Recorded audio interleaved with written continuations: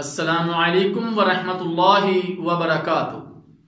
الحمدللہ وکفا والصلاة والسلام علی عبادہ الذین اصطفیٰ، اما بعد، اللہم صلی علی محمد وعلی آل محمد۔ محترم سامعین کرام، نماز کے احکام و مسائل کے سلسلہ میں آج عصر کی رکعت کے بارے میں ذکر کیا جائے گا۔ عصر کی 4 رکعتیں فرض ہیں۔ سیدنا ابو سعید خدری رضی اللہ تعالی عنہ بیان کرتے ہیں کہ رسول اللہ صلی اللہ علیہ وسلم عصر کی پہلی 2 رکعتوں میں سے ہر رکعت میں 15 آیات کے برابر تلاوت کیا کرتے تھے اور آخری 2 رکعتوں میں اس سے نصف۔ صحیح مسلم۔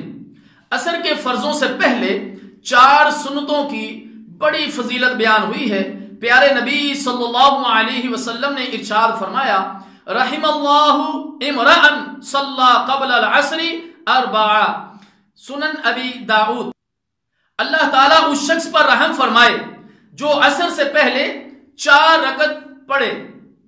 سیدنا علی المرتضی رضی اللہ تعالی عنہ بیان کرتے ہیں کہ رسول اللہ صلی اللہ علیہ وسلم عصر کے فرضوں سے پہلے 2 رکعت پڑھا کرتے تھے، سنن ابی داؤد۔ لہذا عصر سے پہلے 2 یا 4 رکعت پڑھنا پیارے نبی صلی اللہ علیہ وسلم کی سنت کی اتباع ہے۔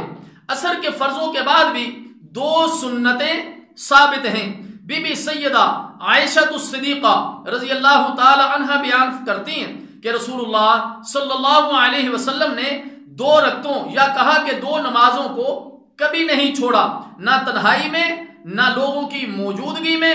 2 رکعت صبح کی نماز سے پہلے اور 2 رکعت عصر کی نماز کے بعد، صحیح بخاری۔ بعض لوگ اعتراض کرتے ہیں کہ یہ 2 رکعتیں ظہر کی رہ گئی تھیں۔ یہ اعتراض ٹھیک نہیں بنتا، کیونکہ قضائی ایک دفعہ کی ہوتی ہے، ہمیشہ نہیں۔ پھر کہا جاتا ہے کہ آپ صلی اللہ علیہ وسلم جو کام ایک دفعہ کرتے تھے اس پر ہمیشگی اختیار کرتے تھے۔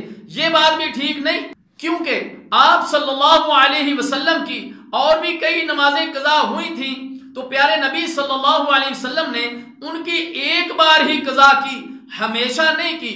بعض لوگ کہتے ہیں کہ یہ 2 رکعتیں آپ صلی اللہ علیہ وسلم کا خاصہ تھیں۔ حافظ ابن حجر رحمہ اللہ تعالی نے فتح الباری میں اس نظریے کی خوب تردید کی ہے۔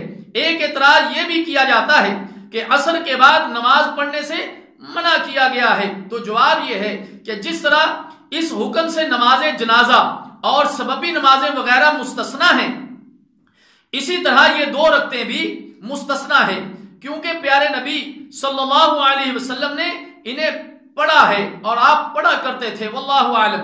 اس لیے پیارے نبی صلی اللہ علیہ وسلم کی محبت کا تقاضا یہ ہے کہ آپ صلی اللہ علیہ وسلم نے جو عمل کیا ہے اس عمل پر ہم بھی عمل کرنے والے بن جائیں۔ جزاکم اللہ خیر، والسلام علیکم ورحمۃ اللہ وبرکاتہ۔